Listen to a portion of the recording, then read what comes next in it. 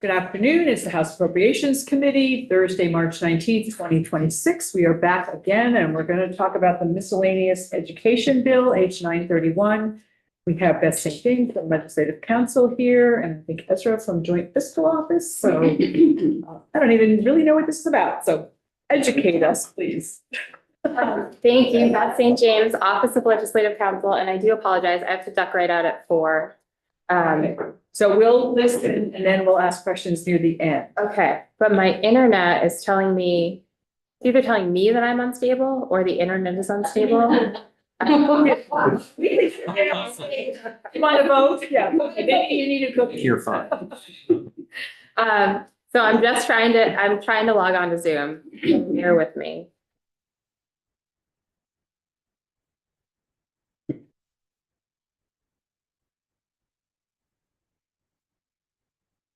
If you all have access to it, it may be faster if I don't share my screen and I just walk you through it. Yeah.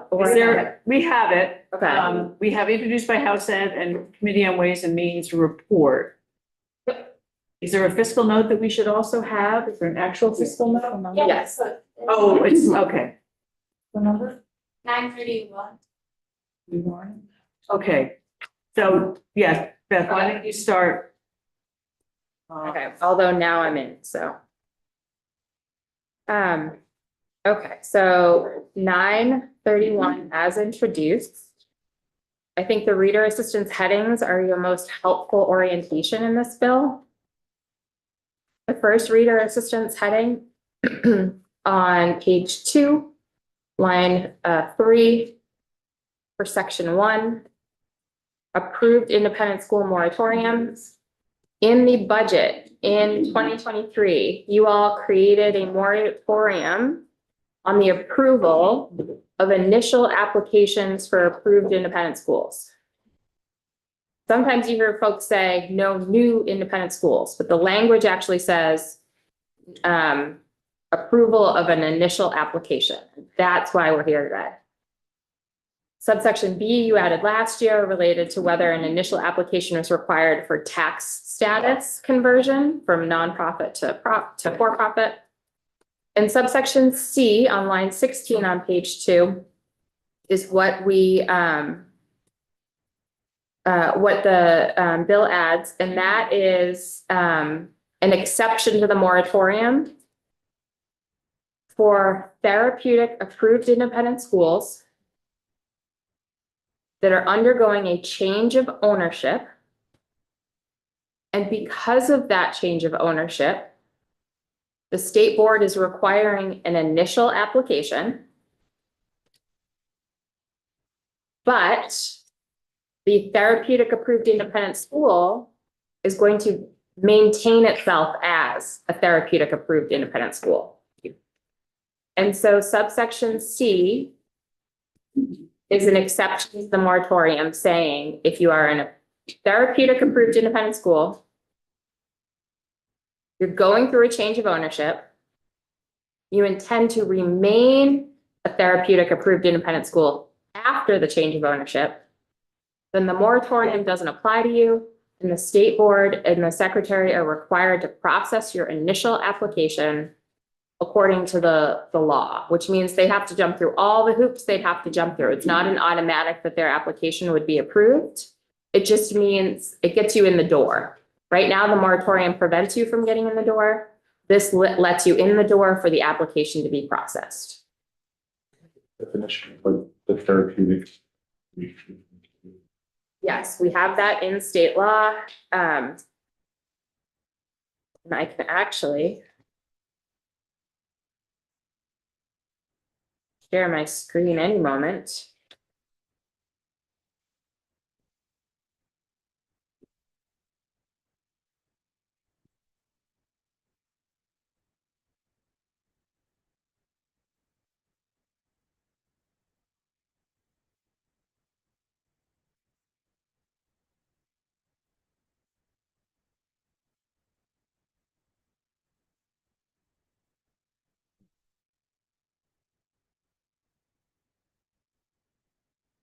Okay.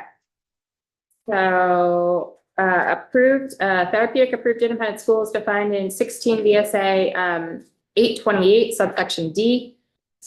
An approved independent school that limits enrollment for publicly funded students residing in Vermont to students who are on an IEP or a 504 plan, or who are enrolled pursuant to a written agreement between a local education agency and the school or pursuant to a court order.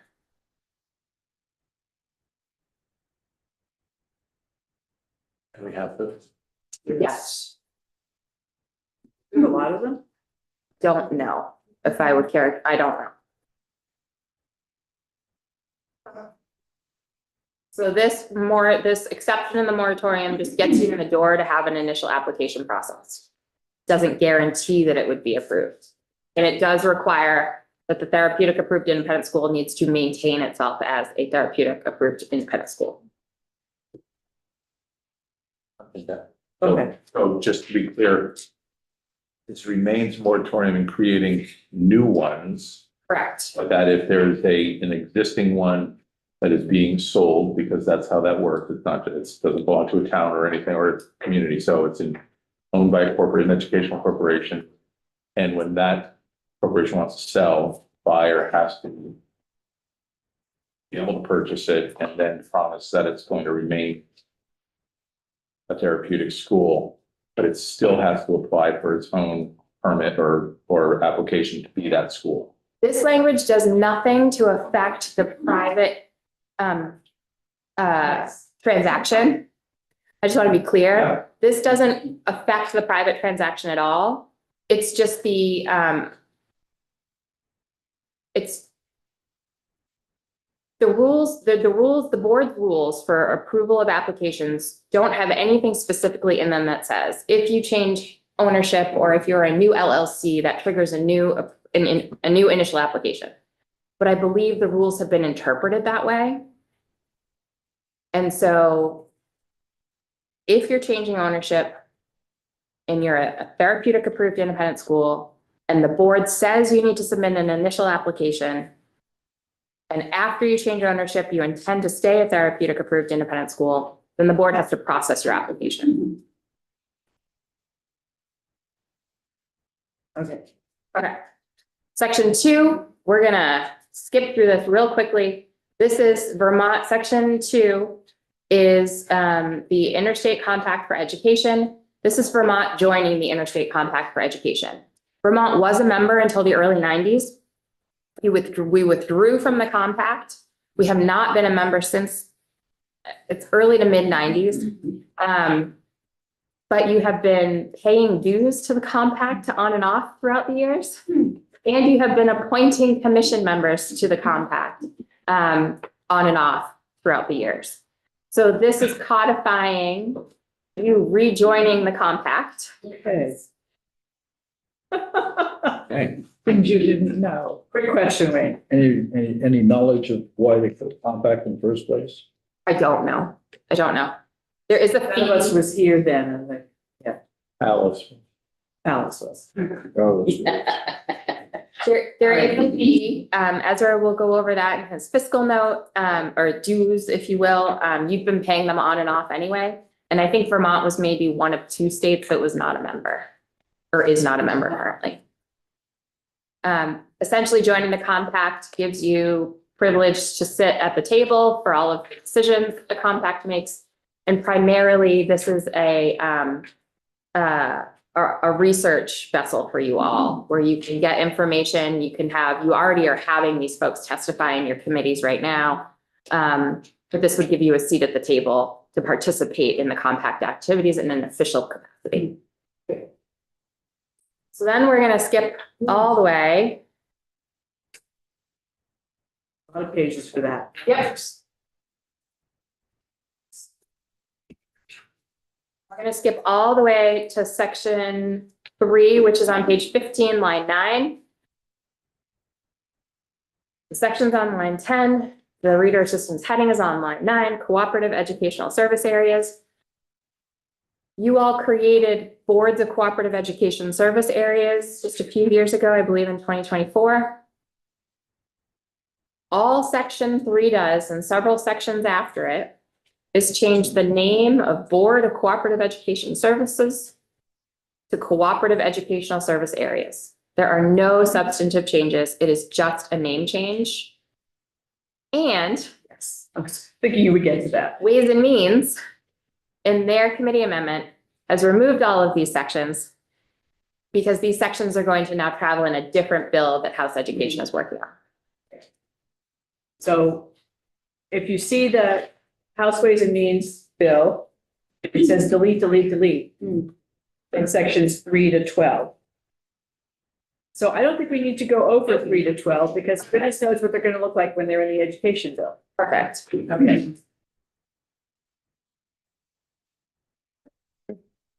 All right. The miscellaneous education bill, not the education bill with a capital.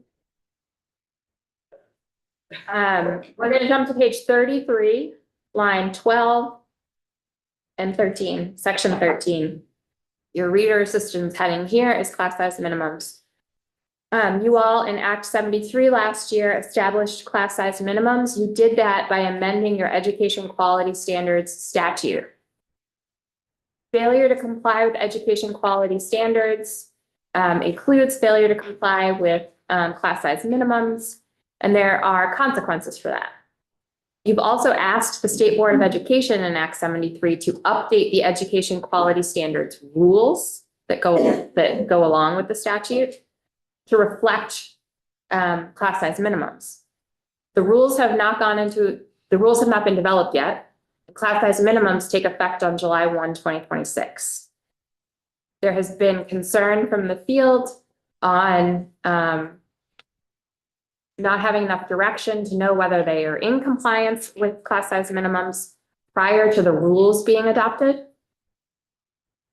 And so what section 13 does is it adds a statement or adds a piece of session law on page 34, line 3. That says a school's failure to comply with class size minimums does not count towards the 3 consecutive school years of non-compliance that triggers those consequences until the education quality standards rules are updated or July 1, 2027, whichever comes first. So rather than delay the effective date of the statute, what this bill does is say the statute remains good law, the rules are in process. We're not going to hold you accountable for failure to comply with class size minimums until the rules are in place or July 1, 2027. I think we're good.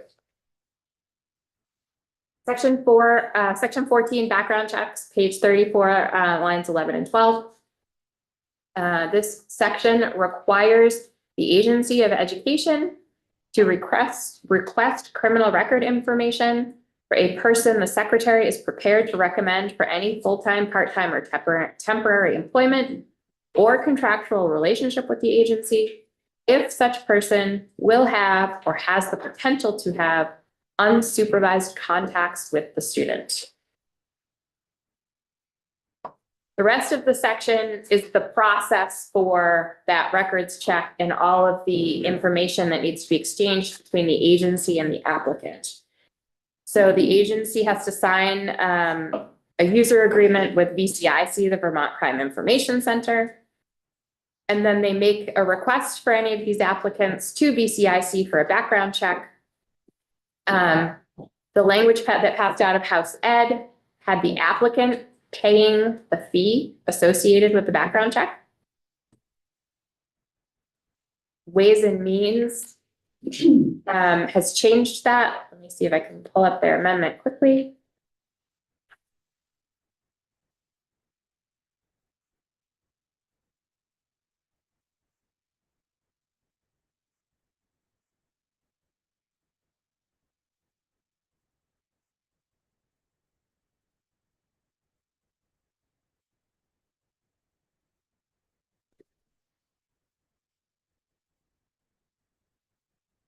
So there you see all the BOCES language struck or deleted. This is the Ways and Means Amendment. It strikes out the language that requires it just refers to a generic fee on line 2 there. And then it says that fee shall be paid by the applicant. Ways and Means is proposing that instead of that generic fee being paid by the applicant, they're a little more specific and the agency is paying the fee. So the agency shall pay the fingerprinting fee that is set out in statute and shall pay any fee required by the FBI associated with a fingerprint-supported criminal record check. The FBI sets its fees out in the Federal Register, and there was no easy way to refer to that. So we're just generally going to refer to the fee that is required by the FBI for a fingerprint-supported criminal record check. Did we not take testimony earlier this year about how difficult it's been for these to be processed? Yes. Yes, we did. Is this the same, there are places that they can, aren't there more than one place that they can go to get background checks? I don't recall. This specifically asks for the Vermont Fraud Information Right. Center, which is what we heard about. Which is the one that had the, Department of Public. right, Safety, the delays and the, which they hope to have improved by December 31. okay. They are working on it. We still need to do the background checks and we know all the reasons why we need to do background checks. Is this new? This is for the agency. The agency pays the fee, so No, but now this it's is all, background. I know the check, this is all about the agency rather than. Following on a form provided by striking out a set of the applicant's fingerprints and a fee established by the Crime Information Center. But my question, does the agency of information already require? No, this was language requested by the agency. They do for teachers or for like substitute teachers, people working in schools. Yes, this language is slated to live in Title 16, right next to nestled in with the sections that require background checks for teachers and background checks for superintendents. All of those background checks are done at the local level, not at the state level. So this is requiring at the state level, agency of education employees or consultants who will have unsupervised contact with children. So it's not To the get the back- schools, it's the Correct. agency itself. Correct. Okay. That makes more sense. This is the same process. It's almost the same language verbatim for the superintendent's background check. I just modeled the language right after that. And the rest of the statute is about the information sharing that needs to go back and forth between the applicant and the agency related to the criminal record check.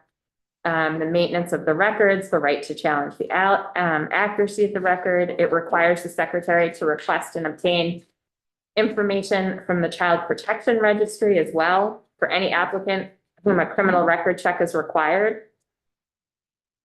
And then an applicant convicted of a sex offense that requires registration shall not be eligible for employment with the agency. Section 15 just adds the Agency of Education to the list of folks who need to have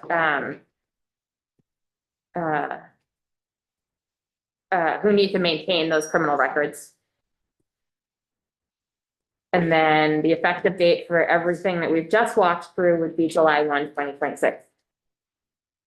Okay. So essentially what we have is the interstate compact, the carve out for a moratorium for a therapeutic school changing hands, and that the agency has to pay the fees for background checks. And the class size minimum hold harmless. Class size minimum hold parts. Yes. Those four things. Yes. When we take out the ways and means, when we add the ways and means. Okay. Correct. Right? Just a couple, I mean, so is everyone that works in school now, is a condition of them being there in the first place, that they have background check? Let's look at, I don't have this part of Title 16. This is memorized yet. in the school. Anybody in a school. Everybody in the school volunteer, has to do it. Staff. Would have to do it. Correct. And then in terms of background checks, is there just, my thinking is there's only one system, but it may be accessed by different either sheriff's departments or different entities, is that correct? Or it's not multiple record check systems? It is VCI, that would be a question, I think, for VCIC. Criminal, I think there's only one. Yeah. There's only one. There's It one can be in- accessed from different locations, by the different agencies that are all in law enforcement. Yes, yes, local sheriffs Yes. send their stuff into State the police. VCIC. it all ends up here. And you can see where this statute would live, this access to criminal records subchapter in Title 16. Where you've got a provision on educator licensure, employment of superintendents, school employees, contractors. It would be nestled right in here, 254A. But all of these two sections are requiring background, the same background check. For educators and for superintendents. Thank you. If you don't mind sitting there, we'll get Ezra up to tell us about the fiscal note.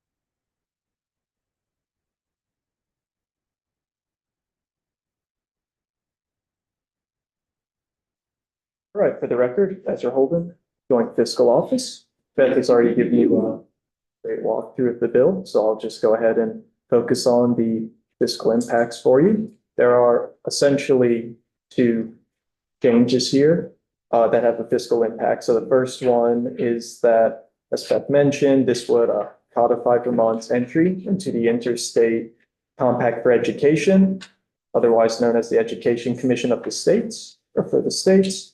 So member states pay dues to the compact. And so Vermont is currently paying these dues through the AOE budget. As you heard, we've been paying dues on and off, even though we were not a member. And I spoke with the Agency of Education, and they've currently budgeted for these dues in their fiscal year 2027 budget. And those dues would be about $53,000 per year. They haven't changed for the last several years. The second change would be in section 14, as Beth talked about, the requirement for certain AOE employment applicants to have background checks. So this would require the AOE to pay the fees associated with those criminal record checks. And there are essentially two pieces to that go into the estimate here. So first of all, you would have your applicant have their fingerprints taken by a local or state law enforcement agent. And in statute, that fee is set at up to $35. And then the second portion is once you have those fingerprints of the applicant, you would use those to request their records through VCIC from the FBI. And the FBI currently charges about $12 per applicant. So putting those two together, we estimate it would be a cost of about $47 per applicant in fiscal year 2027. The Agency of Education estimates 34 people would need this records check every year.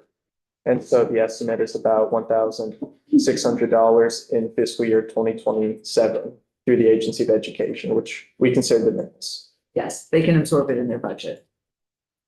So we will not be adding judges. Yes. We like de minimis, one of our favorite expressions. Yes. Oh, that must have been, there was a break. Are there any questions for Beth or Ezra? And if there aren't any, are people comfortable voting this bill out now? Are people okay with that? Lynn? Okay, BOCES was created last year, 2024, I believe. close enough. And that was supposed to be something that was going to be, I'm not quite sure what it was gonna be. Sounded like it was gonna be like a buying compact. Is that correct? I mean, because in New York State, the federal education programs that are funded by the federal government are in countywide single They have countywide BOCES in New York State. New York, yeah, and they're for the special education, CTE, other federally funded things. It's not just federal funds. My husband used to do a lot of work in New York State schools, and he went through BOCES to get his payment as a teacher in residence, artist in residence. So it's like- But that's not in this bill anymore, now. So it doesn't, it's not there, it's all gone. What's the difference between, some of us know as BOCES from New York State and what BOCES was in 24 and what CE It is? doesn't matter because it's going to be in the other education bill. It's out of this bill. It's out of this bill. If you look at the amendments or ways and means, that page, all those things are about BOCES, they're all deleted. So we will have to learn about it when the big education bill comes out, but they don't need to. Any other questions on this bill? So I want to make sure we have it right. I'll take have a motion to approve H 931 as introduced and amended by House Ways and Means, right? Increased by House Education. And amended by Ways and Means. Fair motion? So move, second. Dave and John. John and Dave, Dave and John. The team down there. Okay, any further discussion? Seeing none, when the clerk is ready, please call the roll. Representative Blumley, Yes. Representative Dickinson, Yes. Representative Feltus, Yes. Representative Kaczynska, Yes. Representative LaRoche. Yes. Representative Rowicki, Yes. Representative Nigro, Yes. Squirrel, yes, Representative Stevens. Yes. Representative Yakuboni. Yes. Representative Shaw. Yes, 11-0. excellent. And John, I think this is your bill, 'cause it's education. Thank you. Your first education bill? Yeah. Okay. Beth and Ezra, thank you so much. We're getting you out of here on time. I just noticed, and if somebody fixed that clock a little bit, thank you. I can't really tell, but maybe. Say exactly what it's called. Okay. We aim, please. Thank you very much. Thank you very much. That's all the bills we have for today. I'm gonna, so what I want to do is, we'll take a break for who still has bills? Tiff and John, you do. Okay. Yes. Well, we're gonna start on the updated spreadsheet, and I can fill you guys in later, but I can't wait to.